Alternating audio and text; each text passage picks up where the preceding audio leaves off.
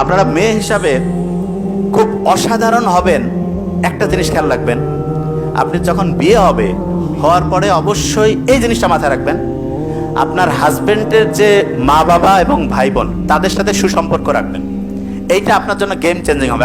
আমি আপনাকে বললাম, আপনার প্রথমে মনে হইতে পারে এটা লস, এটা ইনভেস্টমেন্ট, সত্যি কথা, এবং এটা আপনার জন্য লাইফ চেঞ্জিং হবে। যে জায়গায় আমি বলছি এটা অবশ্যই করবেন, পরিবারগুলো অসাধারণ হবে। যে জায়গায় বলছিলাম মেয়েরা কেন পাওয়ারফুল, আপনি কি জানেন আপনার যে সন্তানের বৈশিষ্ট্য এর 90% মেয়েদের কাছ থেকে আসে। কত পার্সেন্ট?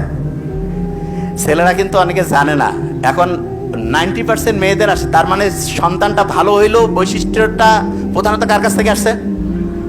তাহলে আমাদের যে বৈশিষ্ট্য এটা প্রধানত কি আমার আব্বার জন্য না মায়ের জন্য? এই জন্য রত্নগর্ভা মা। হ্যাঁ, আব্বার অত কিন্তু রত্নগর্ভা মানে যদি হবেই না, মানে আমি জাস্ট বোঝার জন্য বলছি, ওরকম নাই, ঠিক না?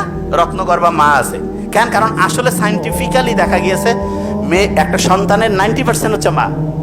এবং নেপোলিয়নের ওই কথা জানেন তো আপনারা, যে শিক্ষিত মা দাও শিক্ষিত জাতি দিব, কয় নাই কিন্তু শিক্ষিত আব্বা দাও শিক্ষিত জাতি দিব। তার মানে মায়ের গুরুত্ব অন্যরকম।